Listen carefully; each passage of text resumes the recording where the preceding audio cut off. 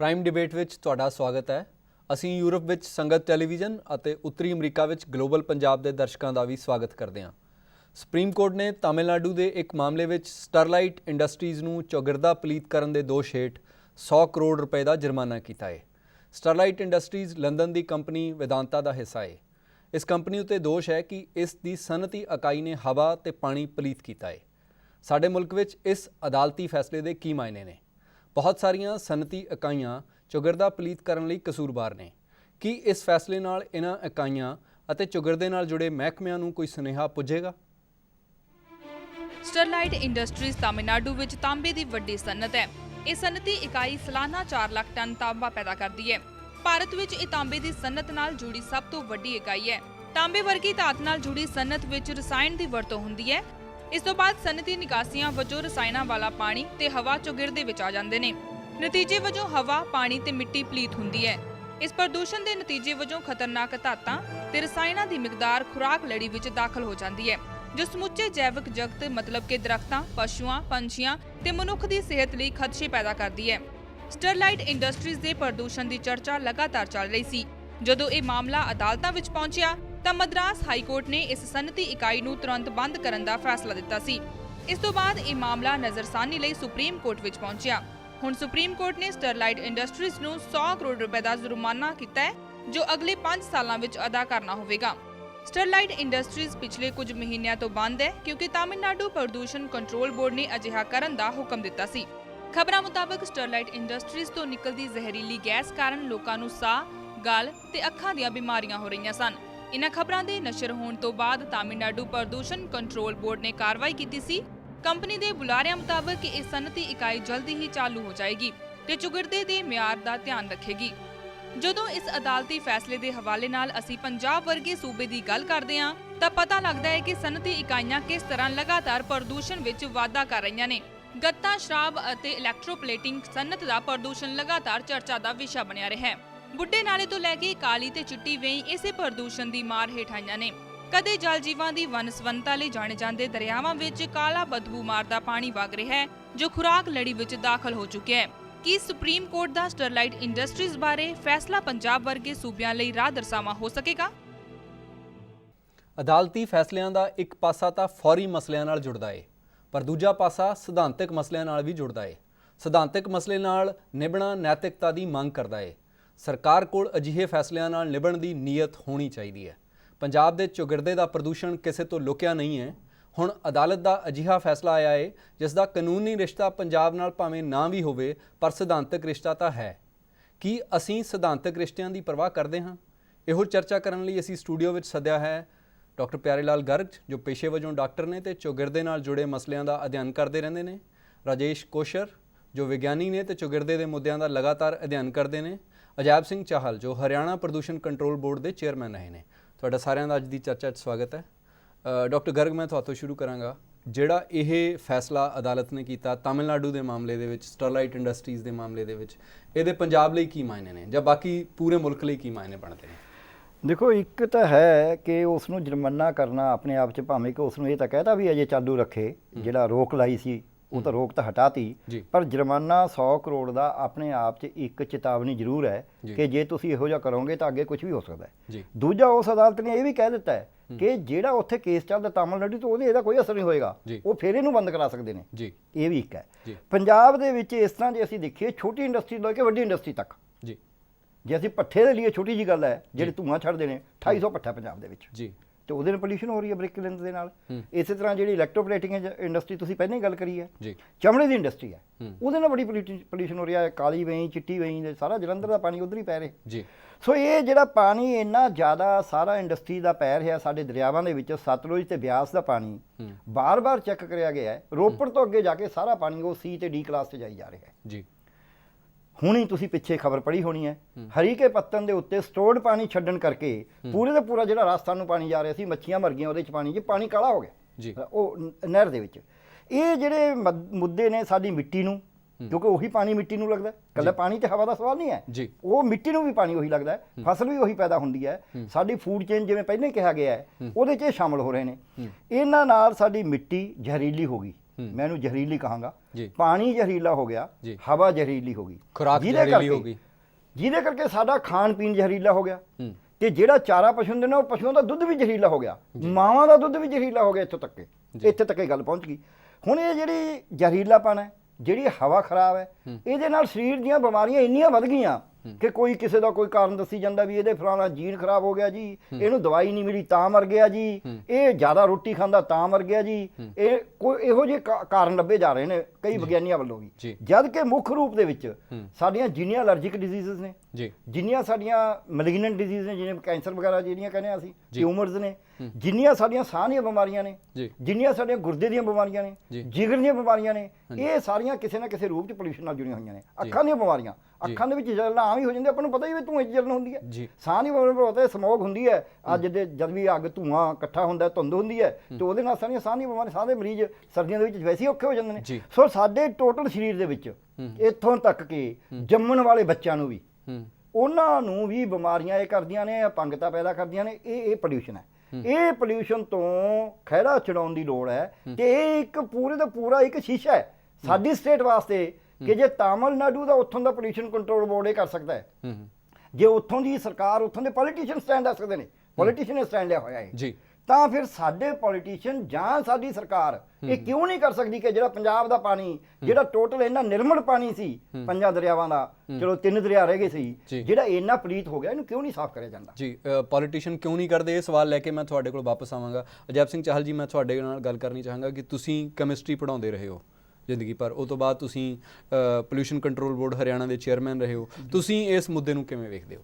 ਇਸ ਮੁੱਦੇ ਨੂੰ ਹੱਲ ਕਰਨ ਦਾ ਸਾਰਿਆਂ ਤੋਂ ਵੱਡਾ ਤਰੀਕਾ ਇਹ ਹੈ ਕਿ ਅਵੇਅਰਨੈਸ ਪੈਦਾ ਕਰਨ ਦੀ ਜ਼ਰੂਰਤ ਹੈ। ਨਹੀਂ, ਦੇਖੋ ਜੀ, ਜਿੱਥੇ ਤੱਕ ਅਵੇਅਰਨੈਸ ਦਾ ਮਾਮਲਾ ਹੈ, ਪੂਰੇ ਮੁਲਕ ਨੂੰ, ਹਰ ਬੰਦੇ ਨੂੰ, ਚਾਹੇ ਉਹ ਪੜ੍ਹਿਆ ਲਿਖਿਆ ਚਾਹੇ ਨਹੀਂ ਹੈ, ਉਹਨੂੰ ਪਤਾ ਹੈ ਕਿ ਵੀ ਜਿਹੜੀ ਮਾੜੀ ਹਵਾ ਹੈ ਉਹ ਨੁਕਸਾਨ ਕਰਦੀ ਹੈ, ਮਾੜਾ ਪਾਣੀ ਨੁਕਸਾਨ ਕਰਦਾ ਹੈ, ਜਿਹੜਾ ਧੂੰਆਂ ਨੁਕਸਾਨ ਕਰਦਾ ਹੈ, ਤੇ ਇਹ ਠੀਕ ਹੋਣਾ ਚਾਹੀਦਾ।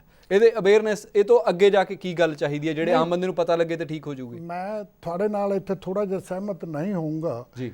ਜਦੋਂ ਮੈਂ ਟੇਕ ਓਵਰ ਕਰਿਆ ਸੀਗਾ as chairman pollution control board ਜੀ, ਉਸ ਵਕਤ ਮੇਰਾ ਆਪਣਾ ਤਜਰਬਾ ਇਹ ਸੀਗਾ ਕਿ ਲੋਕਾਂ ਨੂੰ ਬਹੁਤਾ ਪਤਾ ਨਹੀਂ ਸੀਗਾ ਕਿ ਇਹ ਬੋਰਡ ਕੰਮ ਕੀ ਕਰਦਾ ਜੀ, ਇਹਦੀ ਡਿਊਟੀਜ਼ ਕੀ ਨੇ ਜੀ। ਲੇਕਿਨ ਬਾਅਦ 'ਚ ਮੈਂ ਖੁਦ ਸੈਮੀਨਾਰ ਵੀ ਆਰਗੇਨਾਈਜ਼ ਕੀਤੇ, ਖੁਦ ਜਾ ਕੇ ਐਡਰੈਸ ਕੀਤਾ, ਔਰ ਉਹਦਾ ਵਧੀਆ ਮੈਨੂੰ ਬਾਅਦ 'ਚ ਨਤੀਜਾ ਮਿਲਿਆ ਕਿ ਲੋਕਾਂ ਨੂੰ ਪਹਿਲਾਂ ਪਤਾ ਹੀ ਨਹੀਂ ਸੀਗਾ ਕਿ ਹਵਾ, ਪਾਣੀ ਔਰ ਇਹ ਭੂਮੀ, ਇਹ ਸਾਡੇ ਦੁਆਰਾ ਕਿਸ ਤਰ੍ਹਾਂ ਜਾਣੇ ਅਣਜਾਣੇ 'ਚ ਕਿਸ ਤਰ੍ਹਾਂ ਪੋਲਿਊਟ ਹੁੰਦੀ ਜਾ ਰਹੀ ਹੈ, ਕਿਸ ਤਰ੍ਹਾਂ ਇਹ ਪ੍ਰਦੂਸ਼ਿਤ ਹੁੰਦੀ ਜਾ ਰਹੀ ਹੈ। ਜਦੋਂ ਹੁਣ ਇਸ ਦੀ ਅਵੇਅਰਨੈਸ ਲੋਕਾਂ 'ਚ ਆ ਗਈ, ਹੁਣ ਲੋਕ ਇੱਕ ਦੂਜੇ ਨੂੰ ਕਹਿਣਾ ਟੋਕਣਾ ਸ਼ੁਰੂ ਕਰ ਲਿਆ ਕਿ ਵੀ ਸਾਨੂੰ ਇੱਥੇ ਅਸੀਂ ਗਲਤ ਕੰਮ ਕਰ ਰਹੇ ਹਾਂ, ਕਿ ਵੀ ਇਹ ਹੋਣਾ ਨਹੀਂ ਚਾਹੀਦਾ। ਇਸ ਤਰ੍ਹਾਂ ਕਰਕੇ ਜੇਕਰ ਅਸੀਂ ਪਬਲਿਕ ਨੂੰ ਇੱਕ ਵਾਰੀ ਜਾਗਰੂਕ ਕਰੀਏ ਤਾਂ ਡੈਫੀਨੇਟਲੀ ਇੱਕ ਗੱਲ ਹੈ ਜੀ ਕਿ ਵੀ ਸਾਡੇ ਮੁਲਕ ਦੇ ਵਿੱਚ ਸਾਖਰਤਾ ਦਰ ਵੱਧ ਰਹੀ ਹੈ, ਜਾਗਰੂਕਤਾ ਵੱਧ ਰਹੀ ਹੈ, ਜਿੰਨੇ ਵੀ ਪੋਲਿਊਸ਼ਨ ਨਾਲ ਜੁੜੇ ਹੋਏ ਇੰਡੀਕੇਟਰ ਨੇ ਸਭ ਦੀ ਭਿਆਨਕਤਾ ਵੱਧ ਰਹੀ ਹੈ। ਇਹਨਾਂ ਨੂੰ ਤੁਸੀਂ ਕਿਵੇਂ ਦੇਖਦੇ ਹੋ? ਇਸ ਤਰ੍ਹਾਂ ਹੈ ਕਿ ਵੀ ਇਹਦੇ 'ਚ ਸਾਰਿਆਂ ਤੋਂ ਜ਼ਿਆਦਾ ਜ਼ਰੂਰਤ ਜਿਹੜੀ ਹੈ ਕਿ ਇਹਨਾਂ ਨੂੰ ਸਮਝਾਉਣ ਦੀ ਲੋੜ ਹੈ, ਜਿਹੜੇ ਕਿ ਯੂਨਿਟ ਹੋਲਡਰ ਨੇ। ਇਹਦੇ 'ਚ ਸਾਡੇ ਯੰਤਰ ਲੱਗੇ ਹੋਏ ਨੇ ਜਿਹਦੇ ਨਾਲ ਹਵਾ ਜਿਹੜੀ ਬਾਹਰ ਜਾਵੇ ਇੰਡਸਟਰੀ ਤੋਂ ਉਹ ਸਾਫ਼ ਸੁਥਰੀ ਜਾਵੇ, ਪਾਣੀ ਬਾਹਰ ਆਉਂਦਾ ਐਫਲੂਐਂਟ ਉਹ ਵੀ ਸਾਫ਼ ਸੁਥਰਾ ਬਾਹਰ ਆਵੇ, ਤਾਂ ਕਿ ਸਾਡੀ ਜ਼ਮੀਨ ਜਿਹੜੀ ਹੈ ਉਹ ਬਚੀ ਰਹੇ। ਇਸੇ ਤਰ੍ਹਾਂ ਸਾਡਾ ਗਰਾਊਂਡ ਵਾਟਰ ਜਿਹੜਾ ਹੈ ਉਹ ਵੀ ਉਸੇ ਤਰ੍ਹਾਂ ਨਿਰਮਲ ਰਹਿ ਸਕੇ। ਅਫਸੋਸ ਦੀ ਗੱਲ ਇਹ ਹੈ ਕਿ ਵੀ ਇਹ ਯੂਨਿਟ ਦੇ ਜਿਹੜੇ ਮਾਲਕ ਨੇ, ਨਾ ਤਾਂ ਉਹ ਲੱਗੇ ਹੋਏ ਯੰਤਰਾਂ ਨੂੰ ਚਲਾਉਂਦੇ ਨੇ, ਜੇਕਰ ਫਰਜ਼ ਕਰੋ ਉਹਨਾਂ ਦੀ ਕਿਤੇ ਥੋੜੀ ਬਹੁਤੀ ਘਾਟ ਹੈ ਵੀ ਸਹੀ, ਔਰ ਜਿਸ ਨੂੰ ਕਿ ਰੋਕਿਆ ਜਾ ਸਕਦਾ ਹੈ, ਉਸ ਦੀ ਰੋਕਥਾਮ 'ਚ ਥੋੜੀ ਬਹੁਤੀ ਅਣਗਹਿਲੀ ਇਹ ਸਾਡੇ ਕੰਟਰੋਲ ਕਰਨ ਵਾਲੇ ਵੀ ਬੰਦੇ ਕਰਦੇ ਨੇ ਜੀ। ਜੇ ਥੋੜੀ ਬਹੁਤੀ ਅਣਗਹਿਲੀ ਹੁੰਦੀ ਤੇ ਪੰਜਾਬ ਦੇ ਸਾਰੇ ਦਰਿਆ ਇੰਨੇ ਕਾਲੇ ਨਾ ਵਗਦੇ ਜੀ। ਰਜੇਸ਼ ਕੌਸ਼ਰ ਜੀ, ਮੈਂ ਤੁਹਾਡੇ ਤੋਂ ਪੁੱਛਣਾ ਚਾਹਾਂਗਾ ਕਿ ਬਤੌਰ ਵਿਗਿਆਨੀ ਤੁਸੀਂ ਇਸ ਸਾਰੇ ਮੁੱਦੇ ਨੂੰ ਕਿਵੇਂ ਦੇਖਦੇ ਹੋ? ਪਹਿਲੀ ਤਾਂ ਚੀਜ਼ ਇਹ ਹੈ ਕਿ ਜਿਹੜਾ ਸੁਪਰੀਮ ਕੋਰਟ ਦਾ ਫੈਸਲਾ ਹੈ ਹਾਂਜੀ, ਉਹ ਬਹੁਤ ਇੰਪੋਰਟੈਂਟ ਹੈ, ਉਹ ਬਹੁਤ ਵੈਲਕਮ ਹੈ। ਕਿਉਂਕਿ ਜਦੋਂ ਸੁਪਰੀਮ ਕੋਰਟ ਕੋਈ ਫੈਸਲਾ ਦਿੰਦੀ ਹੈ ਤੇ ਜਿਹੜੀ ਉਹ ਫਿਲਾਸਫੀ ਇਨੈਂਸ਼ੀਏਟ ਕਰਦੇ ਹੈ, ਜਿਹੜੀ ਆਰਗੂਮੈਂਟ ਦਿੰਦੇ ਹੈ ਹਾਂਜੀ, ਉਹ ਬਾਕੀ ਕੋਰਟਸ ਵਾਸਤੇ ਗਾਈਡਿੰਗ ਪ੍ਰਿੰਸੀਪਲ ਬਣ ਜਾਂਦੇ ਹੈ।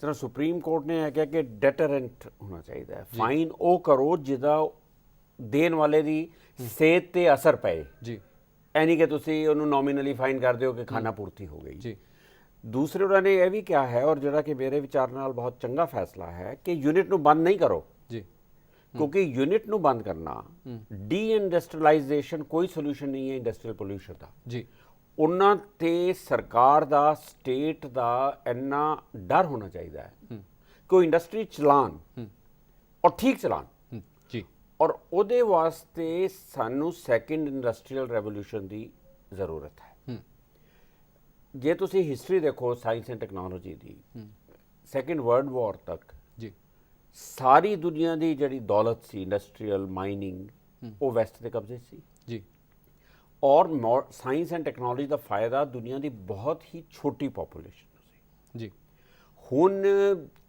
ਆਜ਼ਾਦੀ ਹੋ ਗਈ ਹੈ ਆਬਾਦੀ ਵੱਧ ਗਈ ਹੈ ਔਰ ਹਰ ਬੰਦਾ ਚਾਹੁੰਦਾ ਹੈ ਕਿ ਉਹਦਾ ਜਿਹੜਾ ਲਿਵਿੰਗ ਸਟੈਂਡਰਡ ਹੈ ਉੱਚਾ ਹੋਵੇ ਜੀ ਤੇ ਉਹਦੇ ਹਿਸਾਬ ਨਾਲ ਜਿਹੜੀ ਤੁਹਾਡੇ ਰਿਸੋਰਸਿਸ ਹੈ ਉਹ ਸਪੋਰਟ ਨਹੀਂ ਕਰ ਸਕਦੇ ਜੀ ਉਹਦੇ ਵਾਸਤੇ ਜ਼ਰੂਰੀ ਹੈ ਕਿ ਜਿਹੜੀਆਂ ਟੈਕਨੋਲੋਜੀ ਤੁਸੀਂ 100 ਸਾਲ ਪਹਿਲੇ ਡਿਵੈਲਪ ਕੀਤੀਆਂ ਸੀ ਜੀ ਉਹਨਾਂ ਨੂੰ ਰੀਇਨਵੈਂਟ ਕਰੋ ਜੀ ਹਾਲੇ ਵੀ ਜਿਹੜੀ ਸਾਡੀ ਟੈਕਨੋਲੋਜੀਜ਼ ਅਸੀਂ ਯੂਜ਼ ਕਰ ਰਹੇ ਹਾਂ ਉਹ ਪੁਰਾਣੀਆਂ ਹੈ ਇਸ ਕਾਰਨ ਉਹ ਜ਼ਿਆਦਾ ਪੋਲੂਸ਼ਨ ਕਾਜ਼ ਕਰਦੀ ਜੀ ਮਤਲਬ ਉਹ ਪ੍ਰਦੂਸ਼ਣ ਨਾ ਕਰਨ ਚੁਗਰਦੇ ਦਾ ਧਿਆਨ ਰੱਖਣ ਉਸ ਹਿਸਾਬ ਨਾਲ ਨਵੀਂ ਖੋਜ ਉੱਥੇ ਹੋਣੀ ਚਾਹੀਦੀ ਹੈ ਸਨਅਤ ਦੇ ਪਰ ਮੈਂ ਇੱਕ ਗੱਲ ਕਹਿਣਾ ਚਾਹਨਾ ਜੀ ਕਿ ਜਦੋਂ ਇੰਡਸਟਰੀਅਲ ਪੋਲੂਸ਼ਨ ਹੁੰਦੀ ਹੈ ਮਲਟੀਨੈਸ਼ਨਲ ਕੰਪਨੀ ਨੂੰ ਵਿਲਨ ਬਣਾਉਣਾ ਬਹੁਤ ਆਸਾਨ ਹੈ ਜੀ ਪਰ ਜਿੰਨੀ ਸਾਡੇ ਦੇਸ਼ ਪੋਲੂਸ਼ਨ ਹੋ ਰਹੀ ਹੈ ਖਾਸ ਤੌਰ ਤੇ ਪੰਜਾਬ 'ਚ ਹੈ ਉਹ ਬਹੁਤ ਜ਼ਿਆਦਾ ਹੈ ਔਰ ਉਹਨੂੰ ਇਸ ਕਾਰਨ ਨਹੀਂ ਰੋਕਿਆ ਜਾ ਰਿਹਾ ਕਿ ਜਿਹੜੀ ਮਲਟੀਨੈਸ਼ਨਲ ਹੈ ਇਨ ਏ ਵੇ ਉਹ ਜਿਹੜਾ ਤੁਹਾਡਾ ਪੋਲੀਟੀਕਲ ਨੌਕਰਸ਼ਾਹੀ ਦਾ ਸਿਸਟਮ ਹੈ ਉਸ ਤੋਂ ਬਾਹਰ ਹੈ ਜੇ ਤੁਸੀਂ ਸਾਡੀਆਂ ਜਿਹੜੀਆਂ ਇੰਡਸਟਰੀਜ਼ ਹੈ ਪੰਜਾਬ 'ਚ ਉਹ ਤਾਂ ਨੌਕਰਸ਼ਾਹੀ ਦੇ ਘੇਰੇ ਦੇ ਅੰਦਰ ਆਉਂਦੀਆਂ ਨੇ ਜੇ ਤੁਸੀਂ ਇੱਕ ਐਮਐਲਏ ਨੂੰ ਪੁੱਛੋ ਕਿ ਤੂੰ ਸਤਲੁਜ ਨੂੰ ਬਚਾਉਣਾ ਹੈ ਕਿ ਆਪਣੀ ਅਸੈਂਬਲੀ ਦੀ ਸੀਟ ਬਚਾਣੀ ਹੈ ਤੇ ਉਹ ਕੀ ਕਹੇਗਾ ਜਿਹੜੀ ਸਾਡੀ ਐਗਰੀਕਲਚਰ ਹੈ ਸਾਡੀ ਜਿਹੜੀ ਮਿਡਲ ਲੈਵਲ ਦੀ ਇੰਡਸਟਰੀ ਹੈ ਜੀ ਜਿਹੜੀ ਬੜੀ ਪ੍ਰਿਮਿਟਿਵ ਤਰੀਕੇ ਨਾਲ ਚੱਲ ਰਹੀ ਹੈ ਜੀ ਉਹਨੂੰ ਬਚਾਉਣਾ ਹੈ ਜਿੰਨੀ ਉਹਦੇ ਵਾਸਤੇ ਵਿਲ ਪਾਵਰ ਚਾਹੀਦੀ ਹੈ ਜਿੰਨੀ ਉਸ ਟੈਕਨੋਲੋਜੀਜ਼ ਨੂੰ ਇੰਪਰੂਵ ਕਰਨ ਵਾਸਤੇ ਇਨਵੈਸਟਮੈਂਟ ਚਾਹੀਦੀ ਹੈ ਜੀ ਉਹ ਬਹੁਤ ਲਾਜ਼ਮੀ ਹੈ ਔਰ ਮੈਂ ਇੱਕ ਉਦਾਹਰਨ ਤੁਹਾਨੂੰ ਦੇਣਾ ਚਾਹਨਾ ਆਸਟ੍ਰੇਲੀਆ 'ਚ ਤੁਹਾਡਾ ਇੰਡਸਟਰੀਅਲ ਯੂਨਿਟ ਹੈ ਤੁਹਾਡੀ ਜ਼ਿੰਮੇਵਾਰੀ ਹੈ ਕਿ ਤੁਸੀਂ ਜਿਹੜਾ ਪਾਣੀ ਨਦੀ 'ਚ ਗਿਰ ਰਿਹਾ ਹੈ ਨਹਿਰ 'ਚ ਗਿਰ ਰਿਹਾ ਹੈ ਉਹਨੂੰ ਸਾਫ਼ ਕਰਕੇ ਪਾਓ ਮਗਰ ਜਿਹੜਾ ਪਾਣੀ ਤੁਸੀਂ ਸਾਫ਼ ਕੀਤਾ ਹੈ ਉਹ ਘੁਮਾ ਕੇ ਵਾਪਸ ਆ ਜਾਂਦਾ ਔਰ ਤੁਹਾਨੂੰ ਉਹੀ ਪਾਣੀ ਦਿੱਤਾ ਜਾਂਦਾ ਜਿਹੜਾ ਤੁਸੀਂ ਸਾਫ਼ ਕੀਤਾ ਹੈ ਜੀ ਇਹ ਨਹੀਂ ਕਿ ਮੈਂ ਪਾਣੀ ਗੰਦਾ ਕਰ ਰਿਹਾ ਔਰ ਮੈਂ ਸੋਚ ਰਿਹਾ ਕਿ ਮੈਨੂੰ ਕੀ ਫਰਕ ਪੈਂਦਾ ਕਿਉਂਕਿ ਉਹ ਅੱਗੇ ਜਾ ਰਿਹਾ ਹੈ ਉਹ ਮੁੜ ਕੇ ਤੁਹਾਡੇ ਕੋਲ ਹੀ ਆ ਰਿਹਾ ਹੈ ਮਤਲਬ ਜੇ ਤੁਹਾਨੂੰ ਇਹ ਲੱਗੇਗਾ ਕਿ ਵੀ ਇਹ ਤੁਹਾਡੀ ਵਰਤੋਂ ਦੇ ਲਾਇਕ ਹੈ ਪਾਣੀ ਤਾਂ ਉਹ ਕਿਸੇ ਹੋਰ ਨੂੰ ਦਿੱਤਾ ਜਾਏਗਾ ਨਹੀਂ ਉਹ ਕਿਸੇ ਨੂੰ ਨਹੀਂ ਦਿੱਤਾ ਜਾਏਗਾ ਇਹ ਬਹੁਤ ਅਹਿਮ ਮਸਲਾ ਹੈ ਸਾਡੇ ਨਾਲ ਜੁੜੇ ਹੋਏ ਹਨ ਦਵਿੰਦਰ ਸ਼ਰਮਾ ਜੋ ਪੂਰੇ ਮੁਲਕ ਦੇ ਬਹੁਤ ਨਾਮੀ এনवायरमेंटलिस्ट ਨੇ ਦਵਿੰਦਰ ਜੀ ਜਿਹੜਾ ਇਹ ਸੁਪਰੀਮ ਕੋਰਟ ਦਾ ਫੈਸਲਾ ਆਇਆ ਹੈ ਇਹਦਾ ਸਾਡੇ ਪੂਰੇ ਮੁਲਕ ਲਈ ਕੀ ਮਾਇਨੇ ਬਣਦੇ ਨੇ ਵੈਸੇ ਤਾਂ ਦੇਖਣ ਨੂੰ ਲੱਗਦਾ ਹੈ ਕਿ ਸੁਪਰੀਮ ਕੋਰਟ ਦਾ ਫੈਸਲਾ ਹੈਗਾ ਕਿ ਉਹ ਬਹੁਤ ਅਹਿਮ ਫੈਸਲਾ ਹੈ ਪਰਿਆਵਰਣ ਨੂੰ ਬਚਾਉਣ ਵਾਸਤੇ ਪਰ ਮੇਰਾ ਆਈ ਫੀਲ ਡਿਸਅਪਾਇੰਟਡ ਕਿ ਸੁਪਰੀਮ ਕੋਰਟ ਨੇ ਜਿਹੜਾ ਡਿਸੀਜਨ ਲਿਆ ਹੈ ਇਸ ਤਰ੍ਹਾਂ ਦਾ ਕਿਉਂਕਿ ਜਿਹੜੀ ਪੋਲਿਊਟਿੰਗ ਇੰਡਸਟਰੀਜ਼ ਹੈਗੀਆਂ ਇਹਨਾਂ ਨੂੰ ਤੁਸੀਂ ਜਿੰਨਾ ਵੀ ਮਰਜ਼ੀ ਤੁਸੀਂ ਕਰ ਲਓ ਜਿੰਨਾ ਵੀ ਕੰਪਨਸੇਸ਼ਨ ਲਗਾ ਦਿਓ ਟੈਕਸ ਲਗਾ ਦਿਓ ਇਹ ਨਹੀਂ ਬਾਜ਼ ਆ ਸਕਦੀਆਂ ਇਹ ਸਾਡਾ ਇਤਿਹਾਸ ਕਹਿੰਦਾ ਹੈ ਔਰ ਇਹਨਾਂ ਨੂੰ ਬੰਦ ਕਰਨਾ ਹੀ ਸੁਚਿਤ ਹੈ ਹੋਰ ਕੋਈ ਤਰੀਕਾ ਨਹੀਂ ਹੈ ਔਰ ਇੱਕ ਵਾਰੀ ਇਹ ਸਖਤ ਵਾਰਨਿੰਗ ਜਾਂਦੀ ਅਗਰ ਸੁਪਰੀਮ ਕੋਰਟ ਤਰਫੋਂ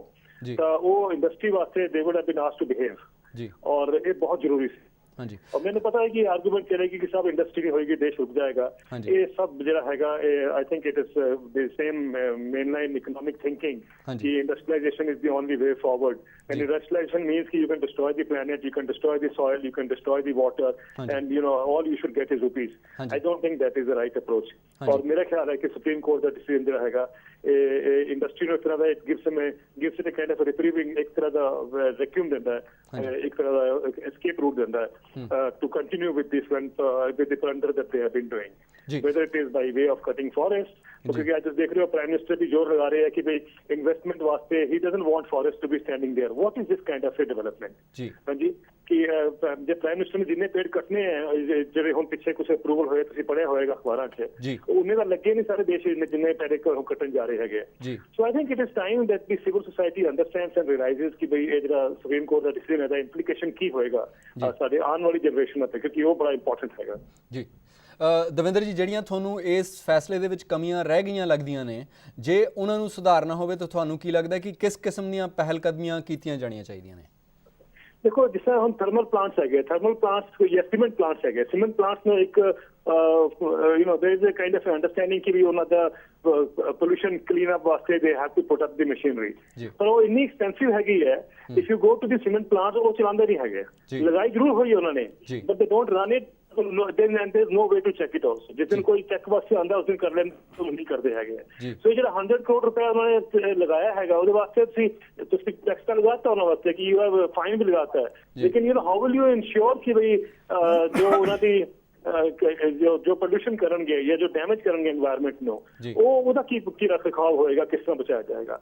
ਮੈਨੂੰ ਲੱਗਦਾ ਹੈ ਕਿ ਉਹਦੇ ਵਿੱਚ ਜੋ ਆਉਣਾ ਚਾਹੀਦਾ ਸੀ ਦੋ ਚੀਜ਼ਾਂ ਆਉਣੀ ਚਾਹੀਦੀਆਂ ਕਿ there has to be criteria read out कि what is sustainable what is unsustainable, और जो सस्टेनेबल लेवल जब भी क्रॉस करनी है the red line should be struck और you know we should struck that ensure that that industry should not be allowed. Industry has to perform to the requirement of the society and society requires environment to be protected.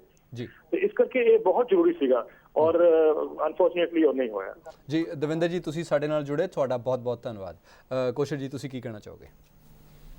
ਦੇਖੋ ਮੇਰੇ ਵਿਚਾਰ ਨਾਲ D-industrialisation ਜਿਸ ਤਰ੍ਹਾਂ ਮੈਂ ਪਹਿਲੇ ਕਿਹਾ ਉਹ ਸੋਲੂਸ਼ਨ ਨਹੀਂ ਹੈ ਔਰ ਮੇਰਾ ਇਹ ਮੰਨਣਾ ਹੈ ਕਿ ਪਰ ਜਿਹੜਾ ਦਵਿੰਦਰ ਜੀ ਹੋਣਾ ਦੀ ਦਲੀਲ ਹੈ ਉਹਨਾਂ ਨੇ ਇਹ ਕਹੀ ਹੈ ਕਿ ਵੀ ਹੁਣ ਤੱਕ ਦਾ ਸਾਡਾ ਤਜਰਬਾ ਦੱਸਦਾ ਹੈ ਕਿ ਜੋ ਵੀ ਇਹ ਛੋਟੀਆਂ-ਮੋਟੀਆਂ ਕਾਰਵਾਈਆਂ ਹੁੰਦੀਆਂ ਨੇ ਕੁੱਲ ਮਿਲਾ ਕੇ ਉਹ ਥੋੜੀ ਦੇਰ ਦਾ ਹੀ ਮਸਲਾ ਹੁੰਦਾ, ਮੁੜ ਕੇ ਜਾ ਕੇ ਉਹ ਪ੍ਰਦੂਸ਼ਣ ਉਸੇ ਜਿਉਂ ਦਾ ਤਿਉਂ ਜਾਰੀ ਰੱਖਦੇ. ਦੇਖੋ ਦਵਿੰਦਰ ਜੀ ਦੀ ਗੱਲ ਇੱਕ ਗੱਲ ਤੋਂ ਠੀਕ ਹੈ.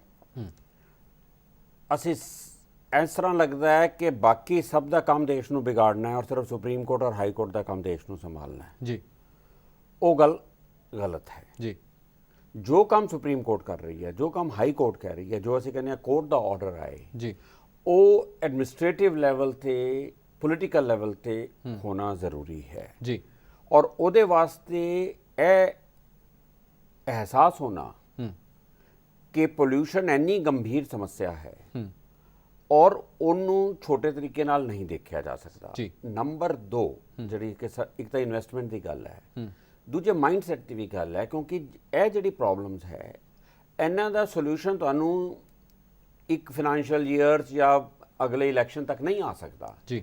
ਔਰ ਇਸ ਵਕਤ ਕਿਸੇ ਚ ਐਸੀ ਦੇਸ਼ ਲੀਡਰਸ਼ਿਪ ਨਹੀਂ ਹੈ, क्षमता ਨਹੀਂ ਹੈ, ਦੂਰਦਰਸ਼ਿਤਾ ਨਹੀਂ ਹੈ ਕਿ ਉਹ 10 ਸਾਲ ਦੀ ਬਿਉਂਤਬੰਦੀ ਕਰੇ. 10 ਸਾਲ ਦਾ ਮੈਂ ਤੁਹਾਨੂੰ ਇੱਕ ਉਦਾਹਰਨ ਦੇਣਾ ਚਾਹਨਾ.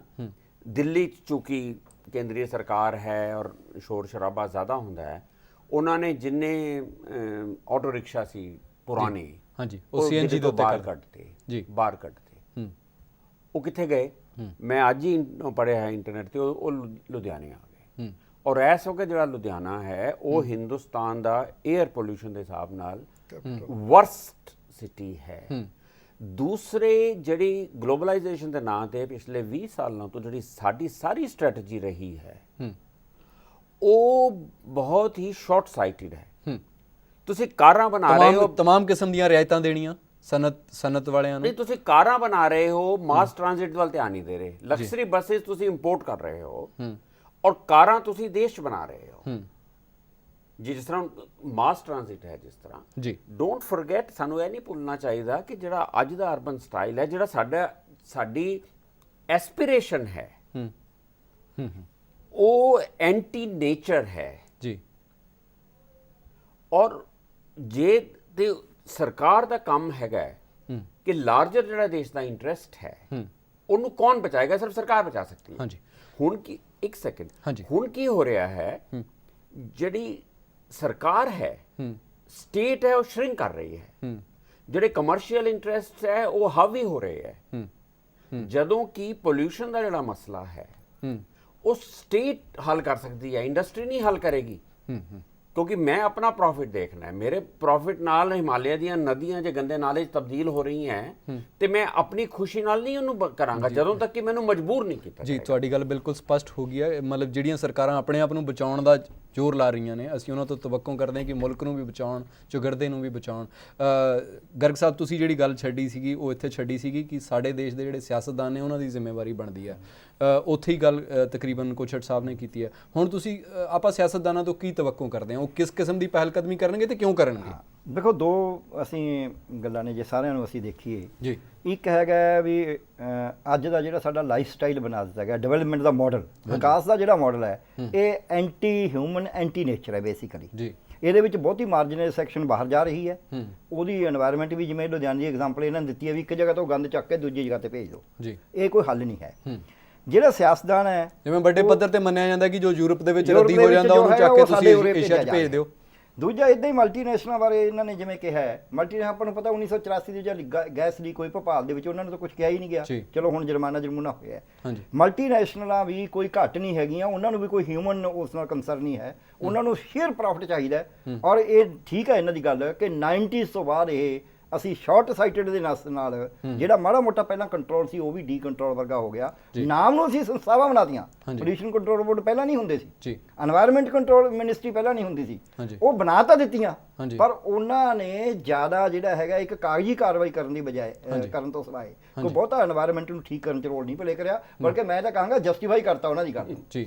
ਹੁਣ ਅਸੀਂ ਜਦੋਂ ਇੰਡਸਟਰੀ ਦੇ ਪਾਣੀ ਦੀ ਗੱਲ ਜਾਂ ਹਵਾ ਦੀ ਗੱਲ ਕਰਦੇ ਹਾਂ, ਪੋਲੀਟੀਸ਼ੀਅਨ ਜਿਹੜਾ, ਕਿਉਂਕਿ ਸਾਡਾ ਜਿਹੜਾ ਸੰਵਿਧਾਨ ਆ ਉਹ ਪੋਲੀਟੀਕਲ ਸਰਕਾਰ ਨੂੰ ਪਾਵਰ ਦਿੰਦਾ ਹੈ, ਐਗਜ਼ੀਕਿਊਟਿਵ ਨੇ ਉਹਦਾ ਕਿਹਾ ਮੰਨਣਾ ਹੈ, ਕੈਰੀ ਆਊਟ ਕਰਨਾ ਹੈ। ਜੇ ਪੋਲੀਟੀਸ਼ੀਅਨ ਇਸ ਗੱਲ ਦੇ ਉੱਤੇ ਕਿ ਮੈਨੂੰ ਸ਼ਾਇਦ ਵੋਟਾਂ, ਇਹ ਵੀ ਇਹਨਾਂ ਦਾ ਇੱਕ ਭੁਲੇਖਾ ਹੈ ਕਿ ਵੋਟਾਂ ਪੋਲਿਊਸ਼ਨ ਫੈਲਾਉਣ ਨਾਲ ਮਿਲਦੀਆਂ ਨੇ, ਕਿਉਂਕਿ ਮੈਜੋਰਟੀ ਦੇ ਵੋਟਾਂ ਉਹ ਨੇ ਜਿਹੜੇ ਬੰਦੇ ਸਫਰ ਕਰ ਰਹੇ ਨੇ। ਤੇ ਬਿਲਕੁਲ ਤੁਹਾਡੀ ਗੱਲ ਠੀਕ ਹੈ ਕਿ ਚੇਤਨ ਵੀ ਹੈਗੇ ਨੇ, ਉਹ ਮੰਗ ਵੀ ਕਰਦੇ ਨੇ ਥਾਂ ਥਾਂ ਤੇ। ਕਪੂਰਥਲੇ ਦੇ ਆਲੇ ਦੁਆਲੇ ਪਾਣੀ ਬਿਲਕੁਲ ਲੋਕਾਂ ਨੇ ਪਾਈਪਾਂ ਚੋਂ ਕੱਢ ਕੇ ਦਿਖਾਇਆ, ਕਾਲਾ ਪਾਣੀ ਜੀ ਪੀ ਕੇ ਦਿਖਾਓ, ਗਲਾਸਾਂ 'ਚ ਭਰ। ਲੁਧਿਆਣੇ ਬੁੱਢੇ ਨਾਲੇ ਦੇ ਆਲੇ ਦੁਆਲੇ ਦੇ ਜਿਹੜੇ ਪਿੰਡ ਨੇ ਉਹ ਕਿੰਨਾ ਰੌਲਾ ਪਾਉਂਦੇ ਨੇ। ਬੇਈ ਦੇ ਆਲੇ ਦੁਆਲੇ ਜਦ ਇਹਨਾਂ ਨੇ ਜਲੰਧਰ ਵਾਲਿਆਂ ਨੇ ਜਾਣ ਕੇ ਪਾਣੀ ਸੁੱਟਣਾ ਸ਼ੁਰੂ ਕਰਤਾ, ਬਾਬਾ ਸੀਚੇਵਾਲ ਨੇ ਤੇ ਹੋਰਾਂ ਨੇ ਕਿੰਨਾ ਰੌਲਾ ਪਾਇਆ ਵੀ ਤੁਸੀਂ ਇੱਕ ਪਾਸੇ ਪੋਲਿਊਸ਼ਨ ਕੰਟਰੋਲ ਦੀ ਗੱਲ ਕਰਦੇ ਹੋ, ਇੱਕ ਪਾਸੇ ਪਾਣੀ ਗੰਦਾ ਬੰਦ ਨਹੀਂ ਕਰ ਰਹੇ, ਔਰ ਡੀਸੀ ਸਟੈਂਡ ਲਈ ਵੀ ਇਹ ਪਾਉਣਾ ਹੀ ਪਏਗਾ।